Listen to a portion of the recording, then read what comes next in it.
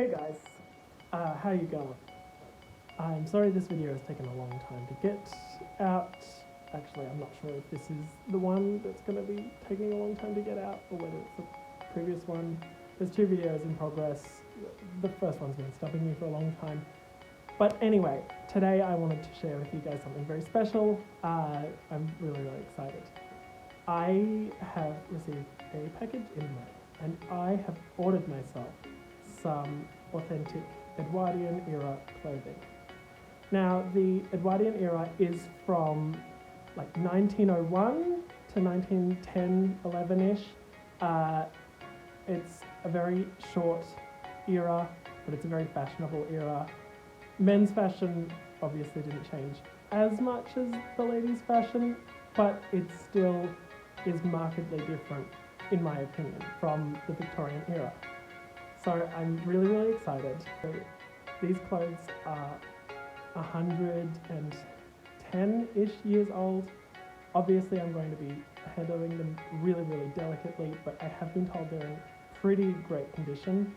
So if I feel comfortable, I might put some on as well, and we're going to see how we go with that. Of course, step one when you're handling any antique clothing is wash your hands and make sure they're clear of rings and stuff like that. So I'll be right back.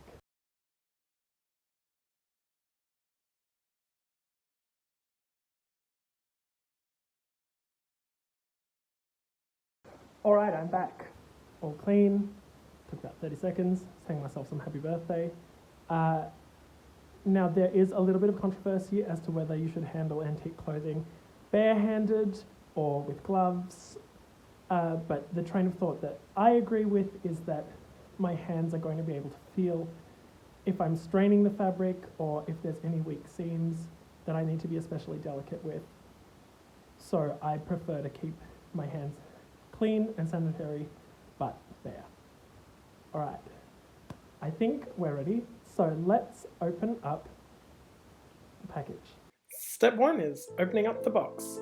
Now, obviously we are being really careful with our scissors around anything containing vintage or antique or new or any kind of clothing,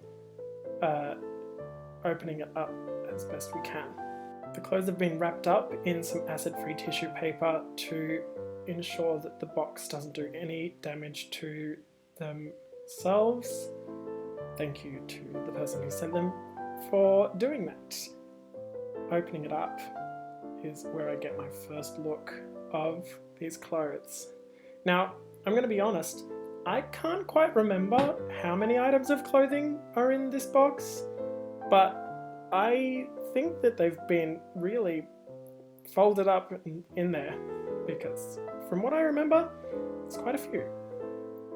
So what I'm pulling out now are some vests.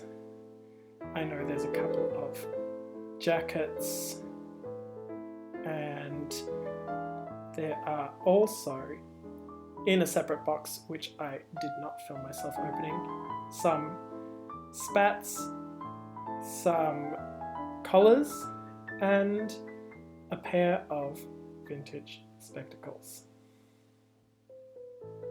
To begin our closer study, we're going to start over here with our vests. As good a place as any to start, I would suppose. Inside we have 3 vests from our Edwardian era. 2 of them that look quite similar. They both have 5 buttons and 4 sets of pocket flaps, and then one that looks a little bit different with a much lower cut and only 3 buttons, one of which is unfortunately missing. It also has a small stretched seam which isn't affecting the garment too badly, but I will need to look at repairing at some point. The other 2 vests seem really in good condition. One has a tiny little stain on the inside, but nothing to really worry about. Look, it's got 6 buttons. This one's got 5. There you go, counted wrong. But generally speaking, these two look a lot more what I imagine would be fairly day-to-day kinds of vests to wear. Now this I love to see, seeing those little tiny marks of hand sewing. It looks like this has just been done to maybe keep that seam really flat. I don't know, I'm going to have a closer look at it soon enough. Onto our spats. Now if you've never seen spats before, they are a type of footwear that you wear over the top of your shoe to protect your socks and your shoes from the rain, from the mud, whatever you might be walking through. But also they are quite a charming fashion accessory when you have them on. They give a really distinct look of almost a boot, but something's a little strange. I love the way they look. So I've ended up with 4 pairs, which are all amazing. Next on the agenda, oh my goodness, do I have a lot of collars. I am really excited by these because I've got such a huge variety of them now. Collars like this were usually starched to make sure that they were stiff and sit up nice and high. The jackets that we'll look at later have buttons all around the neckline in order for you to attach these collars on, just to change up the look, I guess. A different collar really serves a different look. There's also one of these, which I'm not quite sure what that is, and I need to do a bit of research because I doubt it's a collar, but I suppose it could be. Any hints would be helpful. Moving on to my favourite garments. This is a frock coat from the Edwardian era, and I have made a few frock coats from earlier in history, and they're much longer, and this one is very, it's handsome, it's practical, it doesn't go down too far, but it still has all of the beauty of an earlier frock coat. It's just more compact. This garment is very interesting too. As with the frock coat, you might have noticed the buttons are in sets of 3s, which I think is really cool. But looking on the sleeves, you can see there's little cross-shaped things that have been cut off, which mean that this must have been for a clergyman, and someone has looted the little crosses at a later date. It again is really well kept, it's intact, it's got its little name tag for whoever was the owner before.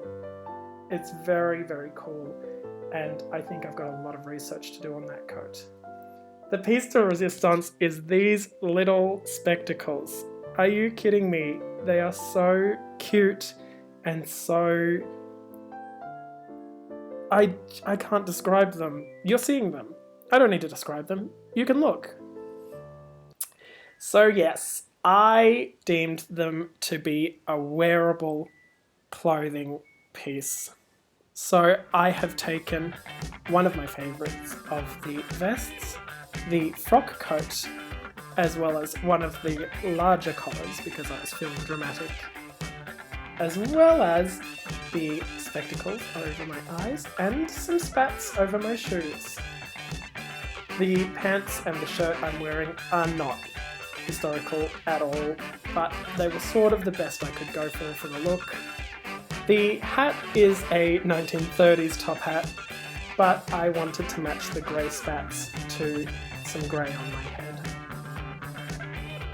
I can't believe how well these clothes are made, how well they fit. This is an amazing moment for me.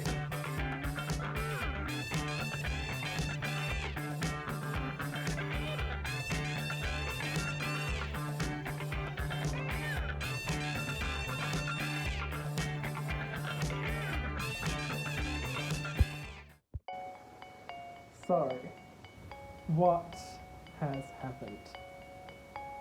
Number one, these clothes are in incredible condition.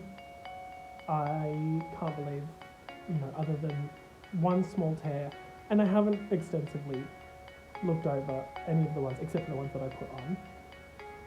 Except for one small tear and a couple of buttons missing here and there, I have not seen any major lasting damage. There's a little stain inside one of them, one of the waistcoats, but all in all, an incredible wardrobe of clothing. The other thing that really is incredible is they fit me so well. Like, they fit as well as anything I've ever made for myself, and better than most things I've ever bought for myself. A few little pieces are too small, but I mean, it's like one of the pair of spats is a size 8, and that's just too small for me. But the rest of them all will fit. The 2 coats fit beautifully. The waistcoats, I haven't tried one of them on, but the 2 that I've tried on fit amazingly. I'm so happy with all of this. I feel especially lucky to have things like the glasses and the collars that, I mean, I think they really help the outfit come to life, to have those little accessory details. I am really excited to continue researching the Edwardian era, and I am especially excited to keep on researching these items of clothes and find out as much as I can about them, as much as I can about their construction, and then it's going to be time to try and replicate some of them, I think. So lots of excitement in the future. I'm so happy, I'm so excited. I kind of want to cry because 110-year-old clothes are fitting me and are looking as beautiful as the day they were made, I think.